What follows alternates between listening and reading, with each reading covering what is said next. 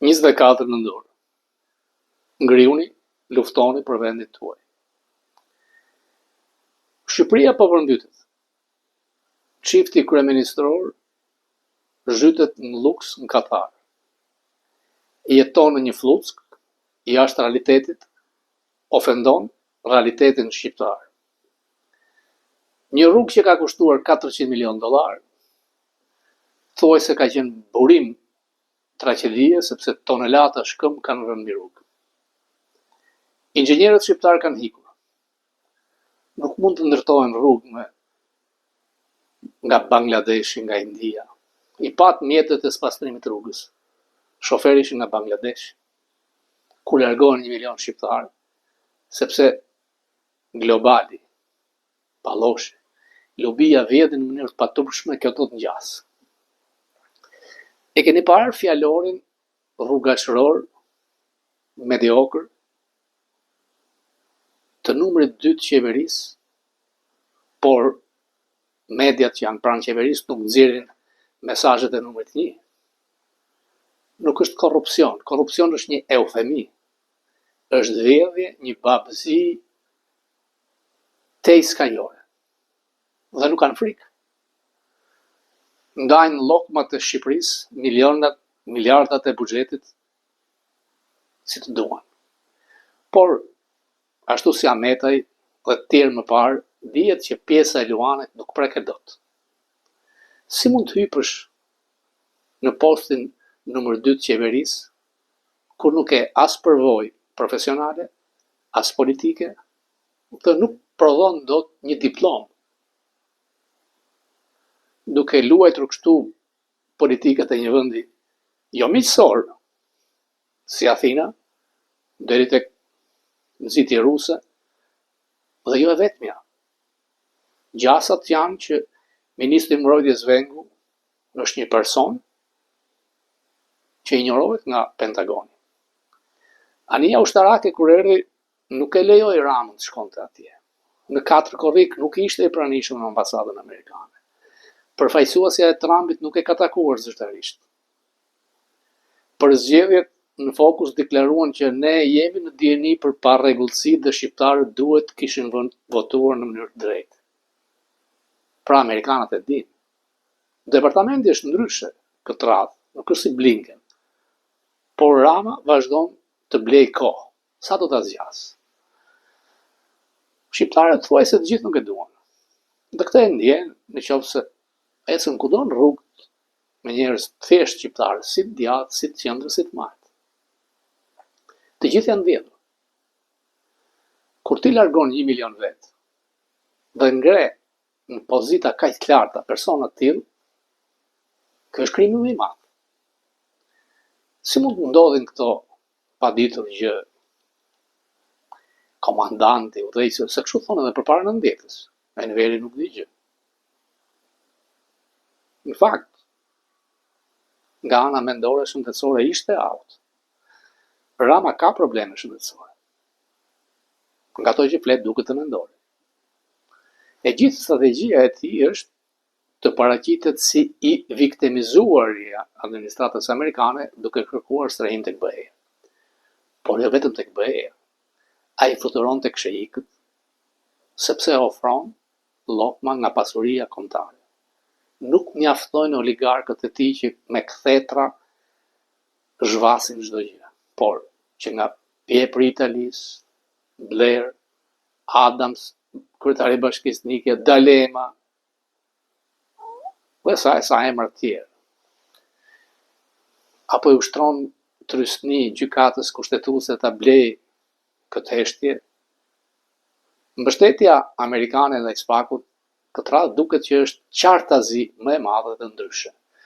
Ardhja në Shqipëri e zyrtarit më të lartë për Ballkanin dhe Europën, Fleming, takimet e tij me SPAK-un, injorimi i qeverisë tregojnë qartë që mund të ketë ardhur orientim për të goditur atë që u tall me zotin Trump në një video qesharake në krah të anti-shqiptarëve presidentin francez. Atashe ushtarak në Washington, siç më informojnë, nuk po merr pëlqimin ose agrimentin nga Departamenti i Shtetit.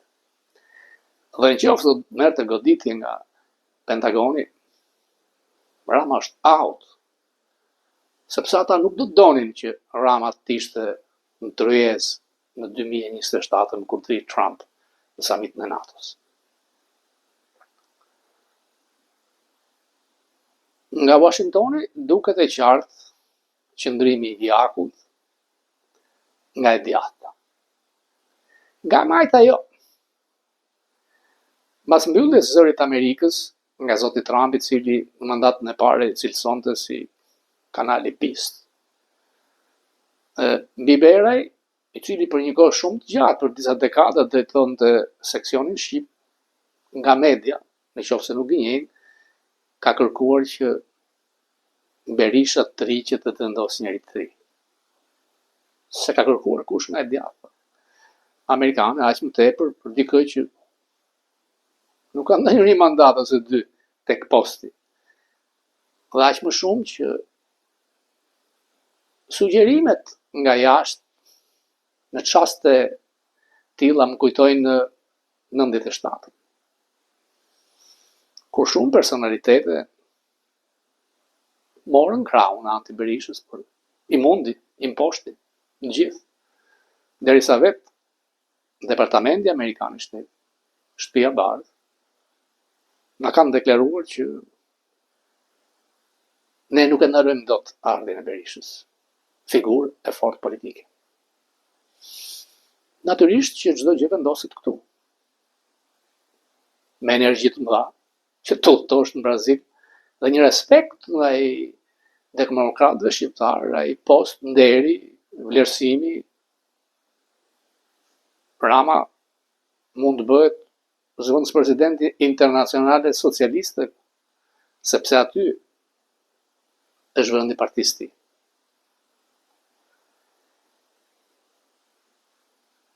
Nuk mund të qëndrosh në asnjë vend të Evropës dhe të botës mbas këtyre skandaleve ekonomike. Mos përdorni prallë sikur njihni politikën amerikane, përmendi prokuror. Prokurori i përgjithshëm në Amerikë është ndryshe nga këtu në Shqipëri. Është edhe sekretari i Departamentit të Drejtësisë. Nuk të dënon prokurori në Amerikë. Prokurori jeton, ngre akuzë, është juria. Për të çuar çështjen në gjykat duhet juria e madhe. Me fakt. Dhe për të dënuar juria me 12 vet me vendim unanim. Pra jo prokurori. Ajo tjetra që është numri 2 i qeverisë dhe nuk hiqet, ka qenë një zëvendës presidenti i Nixonit, grek amerikan. U akuzua për korrupsion, evazion fiskal në taksa, dha dorëheqjen, u largua nga Shtëpia e Bardhë. Pati një dënim simbolik, pa burg, por hiku. Raste ka ministra kudo, kryeministra. I e kapur në vjedhje skandaloze.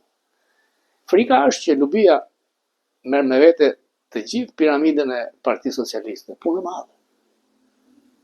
Nuk kanë rëndësi partitë që vendi të ecë. Aq më tepër që u bën 13 vjet që ty të ikin rreth 1 milion vet. Me qindra djem, vajza të shkëlqyer që shkëlqejnë kudo, nuk lejohen të kthehen në vendet e tyre. Lubia, Palloshi, do donin që ata Bangladeshës të punonin kudo. Nuk e kemi këtë luks, sepse nuk jemi vend i zhvilluar që të marrim punonjës tuaj kur atë punë duhet dhe mund ta bëjnë shumë mirë shqiptarët. Çfarë teorish, çfarë planesh ka Soresi për këtë top të shenjtë shqiptare? Të mbajtur me thonjë, me gjak nga rilindasit, nga të gjithë herojnë e këtij vendi. Sepse ti, në qoftë edhe për 10 vite të tjerë tikin dhe 1 milion të tjerë, çfarë mbet? Ideja është që ka mesazhe të frikshme dhe për Ramën. Janë të regjistruara kudo, në Belgjikë. Dhe më e frikshme është lidhja me Sinaloa. Don Bongjina, numri 2 i FBI-t, personalisht e njeh këtë situatë. Lidhja e grupit shqiptarëve të Sinaloas me Ramën është e dukshme. Jo më kot u azhikton ekzaminer, thoshte Rama si Noriega apo Erdogan. është projekti 2025 që kontrollon Washington ekzamin. Trump nuk ka kohë të merret me Ballkanin për çastin. Është e Ukraina. Bolton e thotë që kjo është një shitje që po i bëhet Ukrainës. Do të ndaloj me këtë plan që sipas 2 senatorëve Rubio ka thënë nuk është plani ynë, nuk është plani im, por është plani rus, apo do të gjente diçka e ndërmjetme. Mbas korrupsionit masiv në Ukrainë, nuk ka karta letra në dorë Zelenski. Ukraina është vend i korruptuar. Zelenski fatkeqësisht është si autokrat, hero, por personat e akuzuar ta ndërheqen menjëherë. Kërkesa është nga ish presidenti, hiqi pasaportën, mos i lejo të dalin të marrin paratë me vete. Kaq po bën spaku për dobi. Minimale. Në qoftë se gjykata kushtetuese do të guxojë të mbrojë Ramën, skenarët nuk dihet se janë. Pentagoni thuajse si departamenti i shtetit. Pentagoni gjithmonë ka pasur qëndrime të ndryshme nga departamenti. Në 97. Unë i kujtoj vetë. Dhe ai që quhet Deep State, që duam apo s'duam kontrollon Amerikën dhe është për të mirë të atij vendi, Pentagoni, CIA, FBI, është departamenti i shtetit për politikën e jashtme, por jo aq rol të fortë sa ka Pentagoni, që indirekt ndikohet nga kompleksi industrial ushtarak. Lockheed Martin ka pasur kontrata për vëzhgimin në ushtrinë shqiptare me bregdetin marinës. Rama ja ka hequr amerikanëve, ja ka dhënë francezëve. Është barkas tek Franca. Ndaj e presin bufonin, sikur të ishte Esat Pashtoptani, sa herë që shkon në Francë. Janë interesa financiare, miliona dollar, janë dhe qarqet anti-shqiptare, pro-sërbe, por dhe pro-ruse. Berisha fluturoi 15 orë në Brazil dhe ai post zëvendës presidenti në një grupim të madh të qendrës djathtë është një nder për Shqipërinë. Rama e thash, duhet shkoj te zëvendës presidenti Internacionale Socialiste ose në Katar ta bëjnë sunet. Njerëzit janë të gjithë jo vetëm të zhgënjur, por presin se do t'i ky, do ta marrë Zoti, do ta shkatroj Amerika. Ja, ai po shkatron vetë. Ai nuk e mban dot peshën e tij, peshën e vetes. E tregon në mënyrën si flet. E tregon nga habia e madhe, frika, kur dikush që pas një të kaluar politike, pas një përvojë si menaxhere, dhe pa qenë e zonja të prodhojë një diplomë, e ka të kurrë liderin global, të smurin e Europës së Blindore, në një rec të vogël. Dhe milionat që falë me Sazanin, lojrat që bën me pjepër në italisë, aha, të doni math nuk arritesh dot. Kushtri ishte një fluck sapuni për gazën, po nuk e shikoj afër donit math. Apo Gejn, konservator Grinell, që puthej për qafoj me Vučić e Ramën, që i ftonte të dy si dasmor, si të dashuruarit e Venecias dhe Newsmax, ku Grinelli, konservator gej, ishte producent, i sigurojnë në korridore një foto me nullën. Mos i harroni, ja u kujtojmë. A do të vish për Christmas në Manhattan, të kontrollosh fitimet si aksionari fshet? Mos ki frikë. Don Bongino është vegetarian. Natyrisht që ka imunitet si kryeministër dhe nuk ta uroj që të ngjas ndaj teje si me Norikën. Se fundi, je kryeministri i vendit tim. Mos u habit. Nuk kam dëshirë dhe të gëzohem kur të shajnë nga lobet ndryshme amerikane, qoftë dhe djathtë e Donald Trump.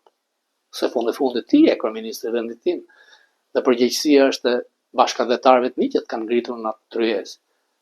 Ashtu si dikur Holbrooku më ka përgëzuar kur kam kundërshtuar ambasadorin e Greqisë kur shante Enver Hoxhën, se fundit ishte shqiptar. Kongresi i Manastirit kishte për vjetorin, dhe sot është pushim këtu, një figurë e madhe mbi ta të frashi.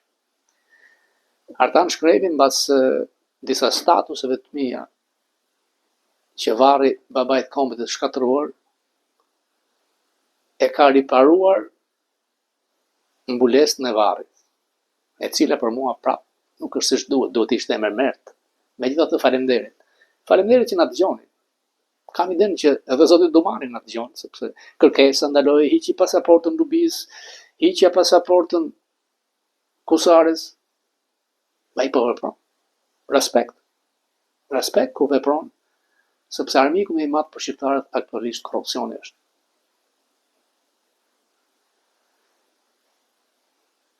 Departamenti Amerikan i Shtetit kulturën korporative ka të majtë, por ata 100 vetë emërime politike që kanë ardhur, po e kthejnë kokën e tij nga majtas në djathtas. Dhe kjo është një plus për opozitën shqiptare, që mendoj ka çastin e vet për t'i afruar këtij vendi diçka ndryshe. Rama është i konsumuar. Kandili i tij ka kohë duke u shruar. Dosjet masive me Ganigël, foto Obamës, Sinaloa e kanë bërë që t'i largohen sikur të jetë me lebroz. Shtriu barkas me Macron. Zhyu nëpër Floririn dhe lingotat e Katarit, Arabisë Saudite. Mbaj valixhet në Stamboll. Servil me pjepër në Itali, nuk të shpëton kush. Aq më tepër, kur nga doni i madh, nga Washingtoni që kontrollohet nga e djathta, ka veç se injorim. Unë besoj se Shqipëria meriton të drejtohet nga një filozofi tjetër dhe nga njerëz ndershëm. Njerëz të ndershëm ka plot. Mjafton të vizitosh Tiranën. Mjafton të shkosh në një restorant ku shikon se sa bukur është shkruar një biznes. Në një zyrë dentisti. Mjafton të shkosh të shikosh çfarë mrekulli bën private kur e lejojnë të lirë. Unë mendoj se shumica e shqiptarëve kudo në botë janë njerëz ndershëm, e duan vend. Nuk ka rëndësi, mund të jenë edhe të mal. Fundit shqiptarë janë, rëndësishme është duash vendin tënd. Dy prova. Një politikan që nuk flet për çamërinë, për mua s'vlen fare. Një politikan që nuk flet për Bashkimin Kombëtar në Kosovë nuk është politikan, janë anti-shqiptar. Dhe kjo qeveri, fatkeqësisht, mund të jetë çdo gjë. Është kusare pafund, por më e keqja është se janë anti-shqiptar. Të paktën këtë tregojnë. Megjithatë, unë besoj. Ju falenderoj.